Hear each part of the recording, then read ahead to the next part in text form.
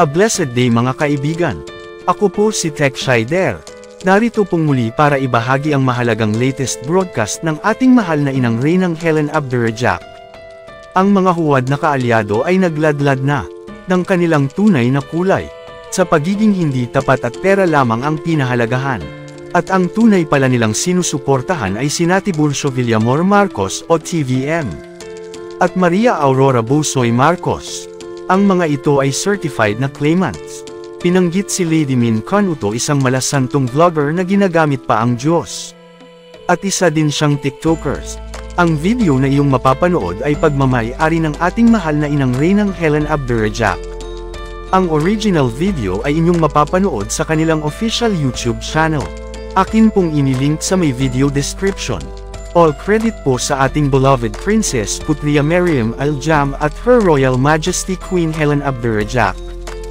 Napakaganda dahil nagkitaan tayo muli sa eri. Lumantad na ang ating mga kailangang iwasan para hindi tayo madamay sa kanilang maling gawain. Matagal na po yan namin alam. Sila rin pong nagsasabi sa akin noon na merong mga ibang grupo na sasalungat at kakasuhan pa. Hindi nila alam na nakamonitor na tayo.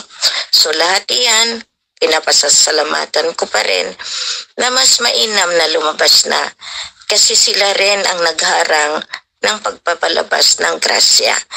Ngayon, ako'y nagpapasalamat kung lahat kayo na gustong sumama sa kanila, umalis na kayo. Kasi ang sa akin, hindi ko na kayo pipigilan. Marami na akong luha na talagang ginugugol para na magbalik loob kayo sa Diyos. Mas gusto ninyo yung mga taong iyan na nagsasabi sila. Maraming salamat. Bago sila pumunta sa atin, marami na silang grupong sinalihan. Marami ng collection methodology, paraanan. Gumawa sila ng mga collection nila sa ngalan ng King and Queen. Pero dati na sila nasa TVM, sa BBMI, doon sa mga deuterium, doon na sila. Ngayon nagtatanong kayo kung maamoy niyo ang pera. Bakit? Alam niyo ba kung sinong sinusuportahan ko? Mahiya kayo. Bakit unahin ko kayo? Mahiya kayo. Dahil kayo, matagal na kayong nagkapera. Ngayon sabihin niyo sa akin, hindi ko kayo tinutulungan. Saan na pupunta yung mga collection ninyo? Sa pangalan ng King and Queen? Pag nagpa-event kayo, alam ba ni Queen? Hindi. Nangungulekta kayo, diba? Pero wala akong sinasabi dahil binibigyan ko kayo ng pagkakataon makita yung pagkakamali niyo. Ngayon, inendorso ko kayo sa Mapilindo. Ngayon, gagawa kayo ng Mapilindo? Ng SIC niyo? Sa anong paraan? Sa anong motibo? Sa anong otoridad? Meron kayo. Lahat kayo po mahuhuli dahil may batas pong soberenya. Ngayon sabi ninyo meron kayo. Natutunto na po lahat yan.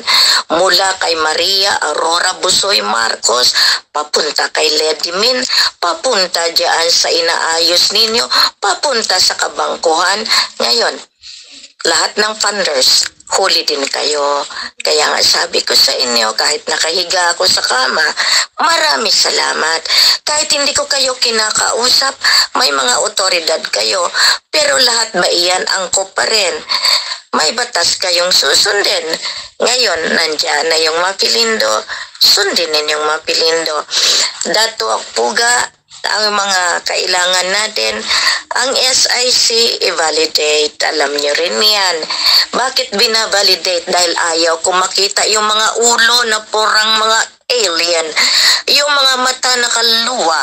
Yung mga mata na tagilid. Di ba sinabi ko aayusin para iyaan na ang ating pinakamagandang ID na ilalabas sa buong mundo. Yan na yung gagamitin natin at i-accredit sa buong mundo. Yan na yung pagmumulan ng lahat ng mga ID natin. Alam na po iyan ng Malacanang. Sino nga ba sa Malacanang? Pumunta kayo. Ang sa loob ng Malacanang, si Ferdinand Hidralin Marcos. Hindi si Ferdinand Romualdez Marcos. Alam nyo ba yan? Kayong mga nagki-claims, alam nyo ba yan? Kayong nasa kabinete, alam nyo ba yan? Kayong nasa Senado, Kongreso, alam nyo ba yan? Ngayon, pangalan sa pangalan, masaya ako. Sino nga bang kumuha ng pangalan ko? As Maria Helen Panolino? Sino nga ba? Manigas ka. Alam mo kung anong kaparusahan dyan? Kamatayan. Kaya ngayon, lahat kayong nagsasabi hindi ako totoo, matagal na namin alam yan. Anong kadahilanan? Dahil may interest kayo. Ngayon sinasabi niyo, ako pinagtatawanan, mas pinagtatawanan kayo ngayon ng sarili ninyong konsyensya. Wala naman kayong konsyensya, okay pa rin. Salamat. Dahil ngayon, nakita na ang inyong kalapastanganan. Maraming salamat, sabi nga ng lolo natin, sa impyerno ang bagsak, pero yaan, babagsak pa rin kayo sa lahat ng gawa ninyo dahil ito, inaakusahan ko kayo? Hindi, kayo mismo ang nagparatang sa akin at nakikita naman dyan sa mga mukha ninyo. Tayo ba ay magkasama? Kayo ba ay kasama? O hindi? Pero kung kasama ko kayo, hindi nyo gawin yan. Kasi kung mahal nyo ako, hindi nyo ako ipahiya. Kung talagang kayo ay nasa akin, hindi nyo talikuran ang katotohanan. Pero, since na wala kayong tiwala, doon na lang kayo. Kung kayo ang nasa liwanag, magpakatotoo kayo. Bakit? Titingnan nyo nga yung mukha nyo. Titingnan nyo nga yung pag-uugali nyo. Titingnan nyo kaya yung pananamit nyo. Titingnan nyo kaya yung tinatawag. Kayo ba ay nakadamit na aayon doon sa tinatawag na kaliwanagan? Hindi ako ang huhusga. Sabi nga niya, magkinig ang may pandinig. Ang hindi niya naman alam, ang kanyang boss ay si Maria Busoy Marcos, aka Marilyn Ramos. Lahat ng inuutusan, lahat ng may pandinig, lahat ng nakikinig, doon kayo sa liwanag na pinipresenta nila, doon sa katiwalian, doon sa pag-uugali, doon sa kanilang paraanan, doon na kayo. Sabi nga nila, kami ang nakasakadiliman at kami ang hindi makapagpalabas. Yung nakakaamoy ng aking suporta, maraming salamat at kayo ang nabubusog, hindi sila. Ngayon, alam ba nila kung sinong sinusuportahan ko mulat sa poll? Mapalad. Kasi kung kayong inuna ko, itraidorin niyo ako. Mas mapalad yung mga tao na pasimple lang na tinutulungan dahil hindi kailangan ipangalandakan kung ano yung binigay. Maraming salamat po sa inyo. Ito lang ang masabi ko. Hindi ako nang aakusa. Kayo ang may gawa. Binabalik ko lang sa inyo. Ni minsan hindi ko kayo sinabihan na kayo ang gagawa ng mga ID kung wala kayong ginagawa na maganda. Kasi performance.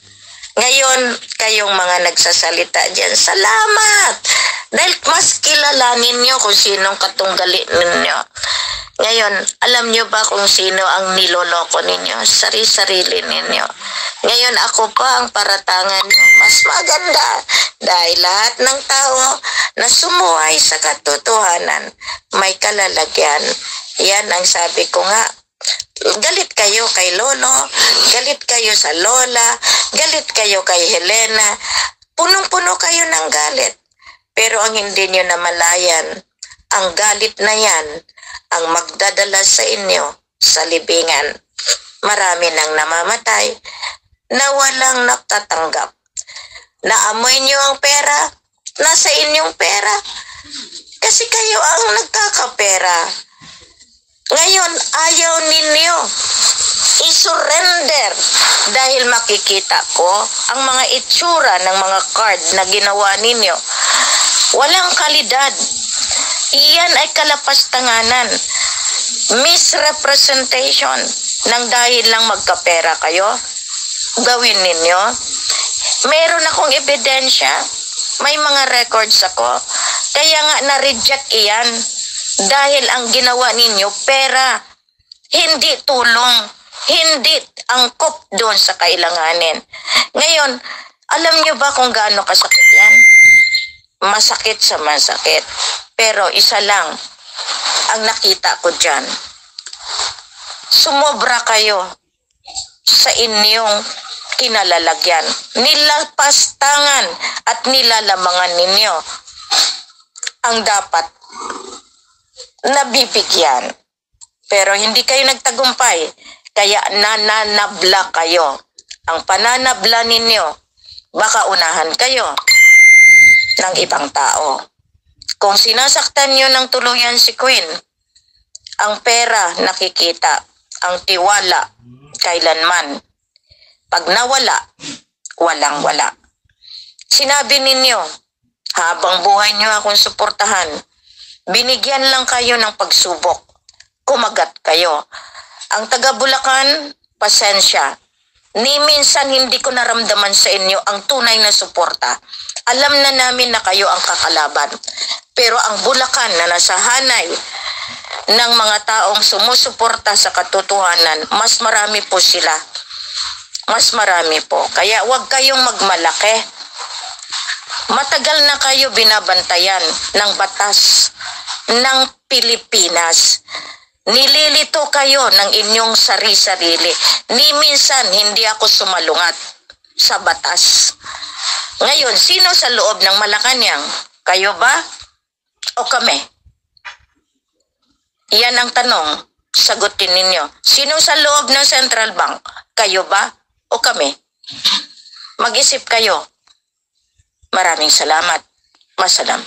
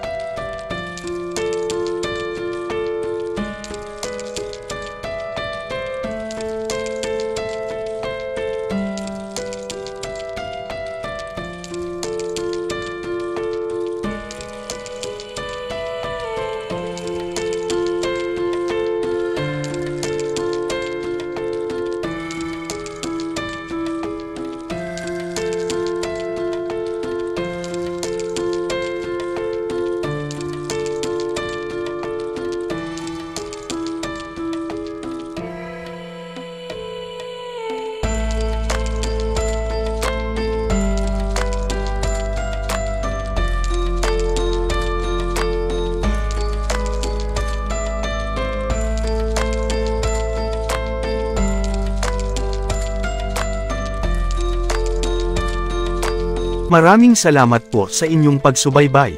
Maraming salamat po sa inyong pagmamahal at pagsuporta sa ating mahal na Haring Roger Mamay. At sa mahal na inang Reynang Helen Abdurrahjak Elizabeth III.